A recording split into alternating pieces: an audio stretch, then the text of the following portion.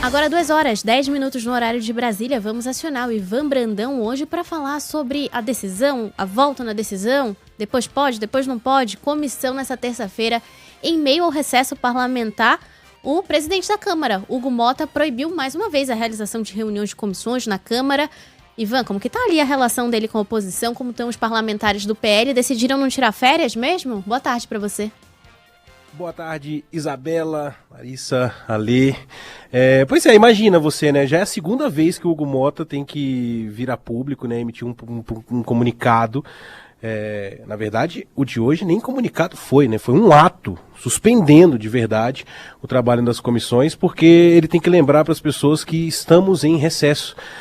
Isso tudo começou lá no dia em que Jair Bolsonaro teve que colocar a tornozeleira eletrônica. Imediatamente a gente falou, inclusive aqui nesse horário, né, Isa, sobre a tentativa da oposição de pedir ao Hugo Motta que o recesso parlamentar fosse interrompido para que eles pudessem, de alguma forma, trabalhar em cima desse assunto que envolve o ex-presidente Jair Bolsonaro. Eu até falei hoje aqui no horário local, né, que é impressionante, e aí a gente sabe que o ex-presidente Jair Bolsonaro tem um apoio muito grande, não só no Congresso, né, mas na população, que independentemente do que fosse votado ali, envolvendo o nome dele, né, isso também já foi assunto aqui nesse espaço, né, de como a Câmara dos Deputados não está sendo tão produtiva quanto em legislaturas anteriores.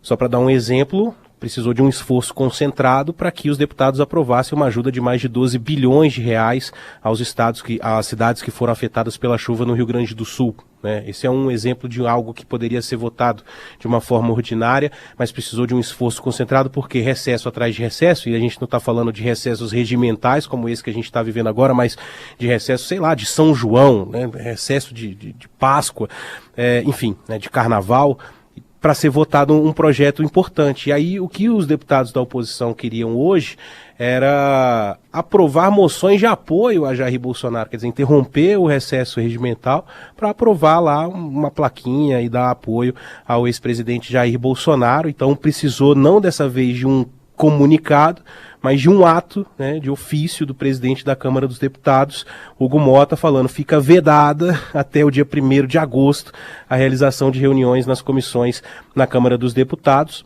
E portanto, a gente não vai ter trabalho nesse período, as reuniões, as comissões não terão reuniões oficiais. Tivemos sim uma espécie de reunião informal, né, que inclusive havia a expectativa de que Jair Bolsonaro participasse, acabou não indo, mas os deputados da oposição e senadores também falaram. E aí, Alexandre, entra o que de fato, né, não só moções de apoio ao ex-presidente, mas o que de fato está na pauta desses parlamentares, que é acelerar o projeto da anistia, né, aos envolvidos lá no 8 de janeiro, enfim, nas investigações de uma suposta tentativa de golpe, e no caso do Senado Federal, o impeachment de Alexandre de Moraes. Muito bem, essa é a agenda da oposição no Congresso Nacional para o pós-recesso, mas é preciso lembrar que quem comanda a pauta, ainda que seja definida em reunião de líderes e tal, é o presidente da Câmara, é o presidente do Senado, é Hugo Motta e Davi Alcolumbre, né? São eles que comandam a pauta em cada uma das casas. E só sobre o impeachment do ministro Alexandre de Moraes, quantas vezes a gente já não viu movimentos até de quem hoje é governista, né, Ale, para tirar um ministro do Supremo do cargo. Pelo menos 55 pedidos de impeachment de ministros do STF já foram recebidos no Senado desde 2021, levantamento que a reportagem da Veja fez e trouxe aqui recentemente, 55 pedidos, nenhum deles foi levado em frente. E é bom sempre lembrar, certo, Alexandre, que quem coloca o ministro do Supremo na cadeira de ministro do Supremo não é o presidente da República. O presidente da República faz a indicação. Quem aprova são os senadores.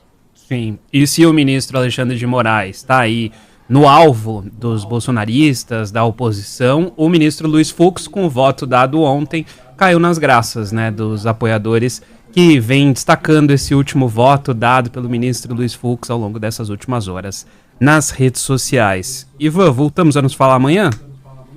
Voltamos a nos falar amanhã. Lembrando que Fux foi é o mesmo Fux que proibiu Lula, né, de conceder uma entrevista à época para nossa Mônica Bergamo. Aliás, proibiu de conceder a entrevista e caso a entrevista acontecesse, ela não poderia ser publicada.